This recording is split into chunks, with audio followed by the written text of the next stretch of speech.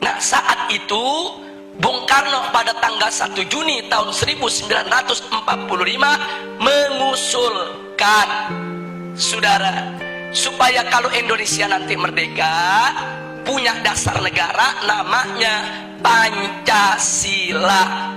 5 dasar.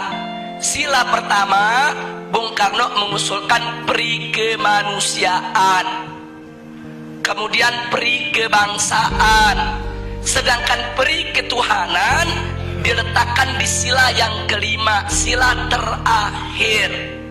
Ini ditolak oleh ulama, saudara. Kiai Haji Wahid Hasyim menolak, Kiai Haji Abdul Qahar Mudzakkir menolak, Kiai Haji Agus Salim menolak. Kenapa mereka menolak? Enggak pantas ketuhanan ditaruh di sila terakhir. Enggak boleh sila ketuhanan diletakkan pada sila buntut. Ini fakta sejarah. Karena itu para ulama kita berjuang dalam forum BPPKI supaya ketuhanan naik menjadi sila yang pertama. Lalu setelah terjadi perdebatan sengit, pada tanggal 22 Juni 1945 disepakati oleh NU, Muhammadiyah, Sarekat Islam, oleh Bung Karno, Bung Hatta, Bung Yamin, semua sepakat. Apa yang mereka sepakati, saudara? Bahwa Pancasila, satu, ketuhanan dengan kewajiban menjalankan syariat Islam bagi pemeluk-pemeluknya. Dua, kemanusiaan yang adil dan beradab. Tiga, persatuan Indonesia.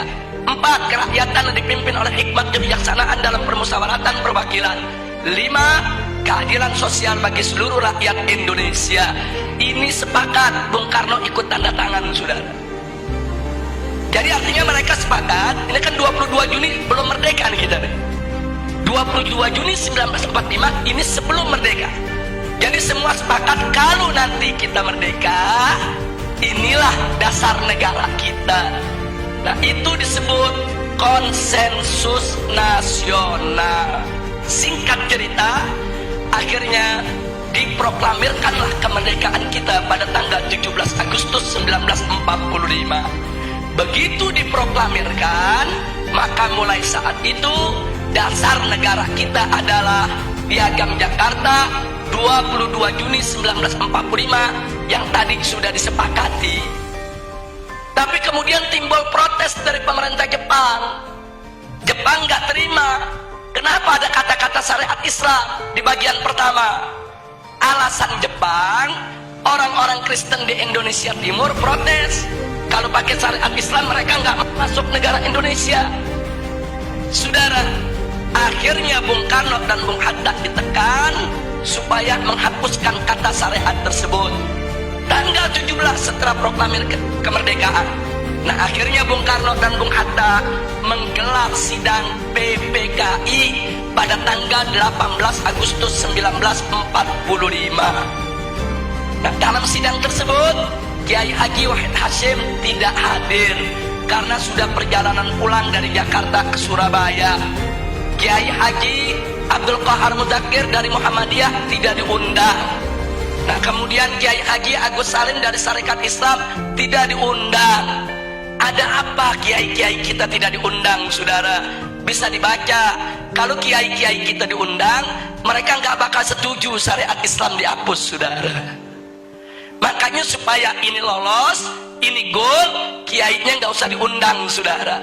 Jadi marginalisasi ulama itu udah mulai terjadi semenjak kita kemerdekaan, saudara. Disingkirkan ulama kita. Nah, akhirnya begitu digelar sidang, yang hanya 2 jam sidangnya. Sidangnya cuma 2 jam terburu-buru. Kemudian sila pertama Pancasila diganti. Diganti dengan apa? Ketuhanan. Itu aja, saudara. Sedangkan kalimat dengan kewajiban menjalankan syariat Islam bagi pengikutnya itu dicoret, saudara. Nah, akhirnya ada beberapa tokoh Islam yang hadir seperti Ki Bagus, saudara, dari Muhammadiyah menolak karena beliau tahu ini ulama NU, ulama Muhammadiyah, ulama Sarekat Islam gak bakal terima ini diganti. Terjadi perdebatan. Nah, akhirnya dapat solusi. Apa solusinya? Ini perjuangan Ki Bagus ini dari Muhammadiyah, saudara.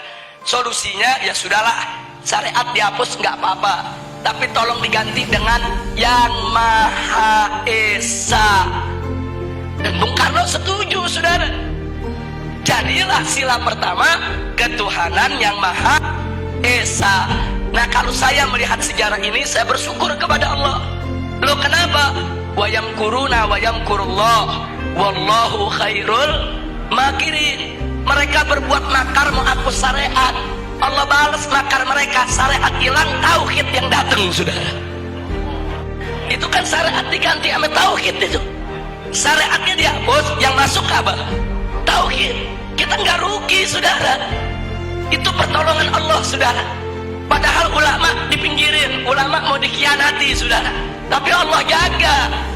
Nah, oleh karenanya sampai hari ini ulama-ulama NU, ulama-ulama Muhammadiyah nggak pernah punya masalah dengan Pancasila, saudara. Nggak ada ulama NU nolak Pancasila, ulama Muhammadiyah nolak Pancasila, para habaib nolak Pancasila. Nggak ada. Loh, kenapa para habaib, ulama, kiai dan ajangan tidak menolak Pancasila? Karena mereka tahu Pancasila adalah ijtihad ulama, karya ulama. Nah, itu yang ingin saya garis bawahi, saudara. Jadi jangan sekali-kali menuduh ulama ini anti Pancasila. Mereka yang buat kok, mereka yang rumuskan kok, saudara.